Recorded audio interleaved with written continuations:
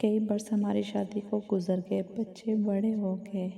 ایک روز ایک عجب حادثہ ہو گیا جس نے میرے گزشتہ، موجودہ اور مستقبل کے سکون کو اتھل پتھل کر کے رکھ دیا۔ میرے شوہر ایک ایسے شہر میں رہتے تھے جہاں کا ماحول گھٹن زدہ تھا۔ وہاں عورتوں پر پابندیاں بہت تھیں، جبکہ میں شادی سے قبل نسبتاً بڑے شہر کی پرآرودہ اور آزاد ماحول کی عادی تھی، جہاں کو ایجوکیشن میں پڑھا۔ لہٰذا شادی ہو کر جب سسرال آئی تو یہاں پابندیوں سے وحشت زدہ ہو کر بیمار پڑ گئی۔ جیون ساتھی نے میری بیماری کی وجہ کو بھانپ لیا۔ بولے، تم پریشان مت ہو، جہاں تم خوش رہو گی میں وہاں رہوں گا۔ اگر تم شہر شفٹ ہونا چاہتی ہو تو وہاں رہائش اختیار کر لیتے ہیں۔ میں اپنی اراضی فروخت کر دوں گا اور یہاں جو میرا کارخانہ ہے اس کو بند کر دیتا ہوں۔ چاہے کلاش ہو جاؤں مگر تم کو ناخوش نہیں دیکھ سکتا۔ اگر تمہارا نام تمہارے والدین نے وفا رکھا ہے تو میں بھی کم وفادار نہیں۔ میں دلہن تھی، خاموش ہو گئی۔ اتنی بڑی بڑی باتوں کا بھلا کیا جواب دیتی؟ روہیل میرے لیے اجنبی تھے۔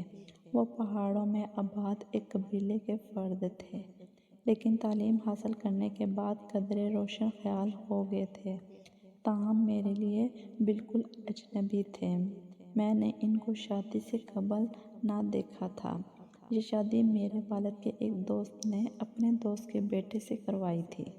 شادی کے بعد تیسرا ہفتہ تھا۔ ہمارے ساتھ کو عرصہ ہی کتنا گزرا تھا۔ اگرچہ ہم عمر بھر کے ساتھی بن چکے تھے، لیکن ابھی تک ایک دوسرے سے ناواقف تھے۔ ان کی عادت کا مجھے علم نہ تھا اور میرے طور اتوار کو وہ جانتے نہ تھے۔ میں ایک تعلیم یافتہ روشن خیال گھرانے کی لڑکی تھی۔ شادی سے پہلے ملازمت بھی کر چکی تھی، جبکہ یہاں کے در و دیوار تک جیل کے جیسے تھے۔ یہاں عورتیں اپنی مرضی سے کہیں باہر آتی جاتی نہیں تھیں۔ سیر و تفریح تو کہیں، یہاں تک تو ان کے مکانات پر پرندہ پر نہ مار سکتا تھا۔ جب روہیل نے دل بڑھانے والی باتیں کہیں تو میں ٹھنڈے دل سے سوچنے لگی، کیا میں یہاں ساری زندگی بتا سکتی ہوں؟ روہیل اچھی عادت کے تھے، لیکن پرانی روایات کی پابندی کرنے پر خاندانی وجوہ کے باعث مجبور تھے۔ ابھی میں سوچوں کی بھول بھلیوں میں گم تھی کہ شوہر کی محبت میرے پیروں کی زنجیر بنتی گئی۔ انہوں نے میرے لیے خادموں کا انتظام کر دیا کہ پلنگ سے اترنے پر میرے پیر میلے نہ ہو جائیں۔ انہوں نے مجھ کو اتنا اپنائیت بھرا احساس دیا کہ جی چاہتا ان کے دل میں چھپ کر رہ جاؤں۔ بڑا شہر، اس کی آزادیاں جائیں بھاڑ میں، لیکن ماحول دیکھتی تو پھر وحشت ہونے لگتی، خاص طور پر جب یہ ہفتہ بھر کے لیے اپنے باغات کی فصل دیکھنے چلے جاتے۔ ابھی تو نئی زندگی کی شروعات تھی۔ زیادہ وقت گھر رہنے کی کوشش کرتے تھے، جس نے میرا دل موہ لیا تھا۔ گرمیوں کے دن تھے، ہماری شادی کو 4 ماہ ہوئے تھے۔ ہم اوپر کی منزل کی چھت پر سو رہے تھے۔ وہ مجھ سے باتیں کر رہے تھے کہ تم مجھے بے حد اچھی لگتی ہو۔ سوچتا تھا کہ نہ جانے میری دلہن کیسی ہوگی، لیکن اللہ تعالیٰ نے تمہاری صورت میں مجھے زندگی بھر کے لیے خاص انعام دے دیا ہے۔ وفا، مجھ کو اگر کسی سے محبت ہوئی ہے تو گھونگھٹ اٹھاتے ہی اپنی دلہن سے ہوئی ہے۔ یہ باتیں سن کر مجھ کو ان کے محلے کی ایک عورت کی کہی بات یاد آ گئی، جو ایک روز میری نند سے ملنے آئی تھی، مگر وہ گھر پر نہ تھی۔ تب اس عورت نے ہولے سے کہا تھا کہ تمہارے شوہر اور شیریں گانا گانے والے کی خوب دوستی تھی، ذرا بچ کر رہنا۔ اچھا تو صاحب یہ تو بتائیں کہ یہ شیریں کون ہے؟ آج موقع اچھا تھا، میں نے وہ سوال کر ہی دیا جو میرے دل میں تھا۔ وہ یکدم خاموش ہو گئے۔ بولیے نا جناب۔ کوئی نہیں، تم سے کسی نے غلط کہا ہے۔ دراصل اپنے دوستوں کے ساتھ شادی سے پہلے شیریں نامی ایک مغنیہ کا گانا سنے جایا کرتا تھا۔ تمہیں تو پتہ ہے کہ ہم مرد لوگ ایسا کچھ شغل ملا کرتے ہی ہیں، لیکن اب جب سے شادی ہوئی ہے میں اس جگہ بھی نہیں گیا۔ अच्छा, आइंदा इस औरत का तज़किरा भी मत करना वरना मुझको बुरा लगेगा। मैंने कहा, वादा करती हूँ कभी इस बारे में फिर बात ना करूँगी। फिर इसके बारे में सच बता दें। बताया ना कि एक मोगनिया है, बहुत अच्छा गाती है। इसकी माँ भी बहुत मशहूर गाने वाली थी।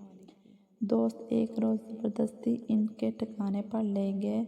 भला की गायिका है, क्या आवाज़ पाई है।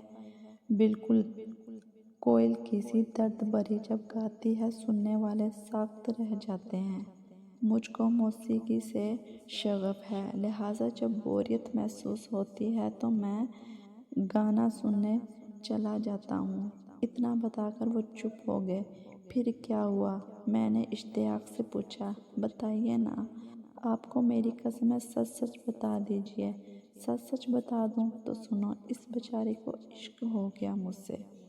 अगर कुछ दिन ज़्यादा गुजर जाते और मैं ना जा पाता तो इसके कासिद आते, संदेशे लाते। मेरे दोस्तों से इल्तिजाएं होती कि वो रुहेल से कहो कि 2 घड़ी को आकर इसको सूरत दिखा जाऊं। वो आपको कैसी लगती थी। मुझे भी अच्छी लगती थी। सच कहूँ तो अगर माल ज़्यादा ना होती तो मुमकिन था कि मैं इससे शादी कर लेता। इसने बहुत मिन्नतें की कि मैं इससे शादी कर लूँ तो वो उम्र भर के लिए गाना छोड़ देगी और पर्दे में रहकर ज़िंदगी गुजारेगी। मैं जैसे रखूँगा रहेगी। लेकिन मैंने मना कर दिया कि मैं अपनी ख़ानदानी रवायत से मजबूर हूँ। इसके साथ शादी नहीं हो सकती। इसने वादा लिया कि अगर मेरी शादी हो जाए तो कभी मैं हमेशा इसके साथ राब्ता ज़रूर रखूँगा। तो क्या आपने वादा कर लिया था। हाँ, इसको टालने के लिए। यूँ समझो कि जान छुड़ाने को झूठा वादा कर लिया था। लेकिन शादी के बाद मैं इसके पास नहीं गया। तो क्या अब इसे सब्र आ गया है। सब्र क्या आना है, लोग आकर इसके बारे में बताते हैं। यानी मेरे दोस्त कहते हैं कि वो हमारे पास आकर रोती है, मिन्नतें करती है कि एक बार रुहेल को मेरे पास ले आओ या मुझको इससे मिलवा दो। तो आपको दुख नहीं होता। हाँ, इस बात पर के मेरे कुछ दोस्त इसका मजाक बनाते हैं। इसको धोखे से ले जाते हैं कि चलो रुहेल फलां जगह है, मगर वहाँ ले जाकर वो इससे फ़ायदा उठा लेते हैं। ये सुनकर मुझे बहुत रंज हुआ। क्या हुआ कि वो बेचारी हालात के हाथों गलत जगह की मकीन हुई। लेकिन थी तो एक औरत। मुझको रंजीदा देखकर कहने लगे, इसलिए तो नहीं चाहता था कि ये सब बताऊं। अच्छा है कि मज़ीद हम इस बारे में बात ना करें। मैं और इस बाप को यहीं बंद कर दें। मैं इस बात से अफसरदा नहीं कि शादी से कबल आप गाना सुनने जाते थे। शादी से कबल के मामला से मेरा क्या। अच्छा, क्या सच बताया। इस बात से तो मियाँ बीवी में एतबार और एतमाद का रिश्ता कायम दायम रहता है। तो फिर क्यों मलूल हो गई हो यूँ कि मुझको आपकी संग दिली पसंद नहीं आई। काश वो एक बार मुझे मिल जाए तो मैं इसके आंसू पूंछ लूँगी। अभी हम ये बातें कर रहे थे कि मेरी नंद का बच्चा भागा भागा आया और कहने लगा, रुहेल मामा, आपसे मिलने एक औरत आई है। वो बाहर दरवाजे पर खड़ी है। इस शहर में रात के वक्त कोई औरत किसी मर्द से मिलने नहीं आ सकती। आएगी तो घर की औरतों के पास ही जाएगी। रुहेल ने नीचे जाने से मना कर दिया। लेकिन मेरे दिल ने गवाही दी, हो ना हो ये शेरी हैं। वही रुहेल से मिलने इस वक्त आ सकती है, क्योंकि दिल की लगी दीवानगी तक पहुंचाकर दम लेती है। तभी मैंने इसरार किया, आप नीचे जाइए, देखिए तो कौन है। बाजार मेरे कहने से वो उठे। मैं भी इनके पीछे चल दी। उन्होंने तुरंत बैठक का दरवाज़ा खोला। वो अंदर से बाहर गए तो मैं भी इनके पीछे बैठक में दाखिल होने लगी। उन्होंने मुझे वहीं रोक दिया। बोले, क्या खबर, मेरा कोई दोस्त हो, तुम बेधड़क बैठक में कैसे आ सकती हो। ये कहकर उन्होंने मुझे पीछे किया और दरवाज़ा बंद करके अंदर से कुंडी चढ़ा दी। इसके बाद बैठक का वो दरवाज़ा खोला जो बाहर बरामदे में खुलता था। उन्होंने दरबान को आवाज़ दी, कौन मुझसे मिलने आया है। अब मैं बैठक के इधर घर के अंदर राहदारी में बंद दरवाजे के पास खड़ी थी और शीशे पर कान लगाकर अंदर की सरगोशियाँ सुन सकती थी। मुझको कदमों की चाप सुनाई थी। कोई बैठक के अंदर आया। फिर थोड़ी देर में औरत की सिसकियाँ सुनाई दी। वो रोते हुए कुछ कह रही थी। दोनों की गुफ्तगू मध्यम आवाज़ में थी, जिसको कान लगाकर सुनने के बावजूद ना सुन पा रही थी। मेरे पैर जैसे ज़मीन ने जकड़ लिए थे। वहाँ से हटने का नाम ना लूँ और इधर ये डर के घर के अंदर से कोई राहदारी में ना आ निकले। वही हुआ जिसका डर था। मेरी सास अपने कमरे से निकलकर राहदारी में आई। मुझको इस तरह मशकूक अंदाज से खड़ा पाया तो मेरी तरफ आई। पूछा, क्या बात है दुल्हन? उन्होंने भी दरवाजे के शीशे पर कान लगा दिए। इनकी शिकायत की जिस मुझसे कहीं तेज थी। औरत की बातें इनकी समझ में आने लगी, जो कह रही थी कि तुमने तो शादी के बाद भी मेरे पास आते रहने का वादा किया था, फिर वादा क्यों वफा ना किया?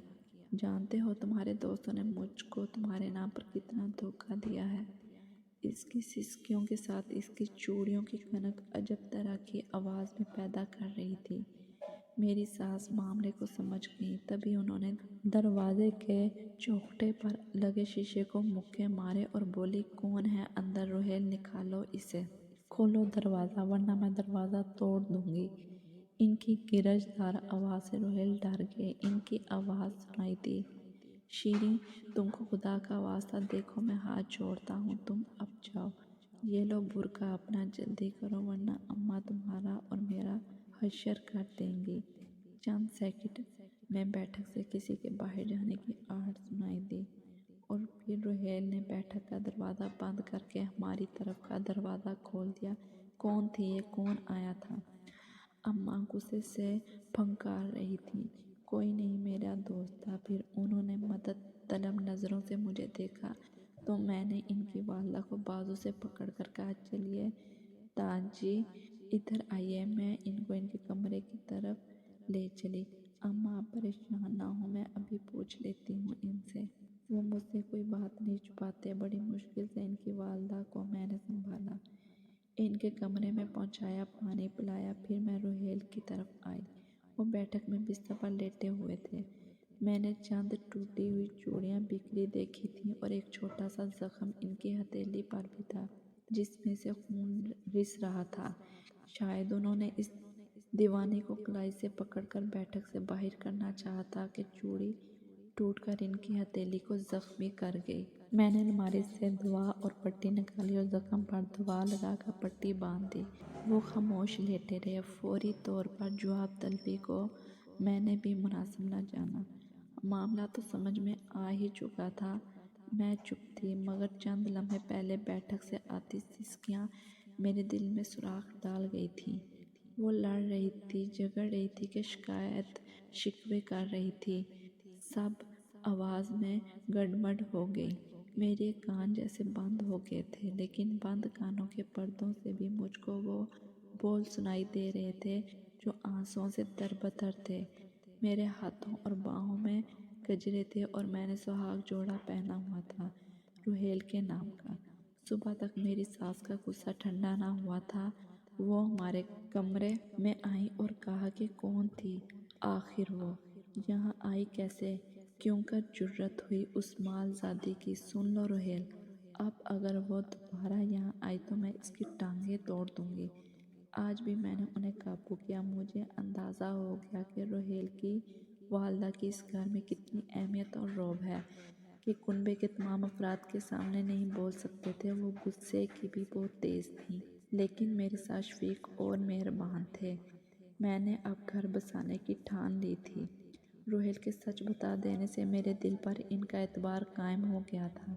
वो दोषी थे या नहीं, शादी से कबल के मामलात पर हम दोनों का कुछ इख्तियार ना था कि वो माजी का हिस्सा थे और मौसीकी को मैं जुर्म नहीं जानती थी। मैंने रोहेल को माफ़ कर दिया, दोबारा इस वाक़े का तज़किरा करने से गुरेज किया।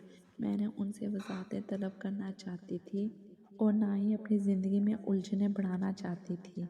जब वो मुझसे मोहब्बत भरा सलूक रखते थे तो क्यों अपनी और इनकी ज़िंदगी में जहर घोलती। میں کوئی جاہل تو نہ تھی، تعلیم یافتہ تھی۔ ہماری زندگی میں پہلے سے بڑھ کر اب سکون تھا۔ پہلے میں سوچتی تھی کہ ان بندشوں بھرے ماحول میں کیوں کر تمام عمر گزار پاؤں گی، لیکن شیریں کے آنے کے بعد سے یہ بات مجھ پر واضح ہو گئی کہ مجھے بھی روحیل بن ہی چین نہ آئے گا۔ اگر سکون ملے گا تو یہیں اپنے شوہر کے پاس، انہیں کے گھر میں۔ دل نے حتمی فیصلہ کر دیا کہ اب عمر بھر اپنے سردار کے پاس ہی رہنا ہے۔ ایسا نہ ہو کہ میرے بغیر یہ کسی اور کے ہو جائیں۔ ہماری زندگی معمول کے ڈگر پر چل نکلی۔ بچے ہو گئے تھے تو جیسے سونے چمن میں پھول کھل اٹھے۔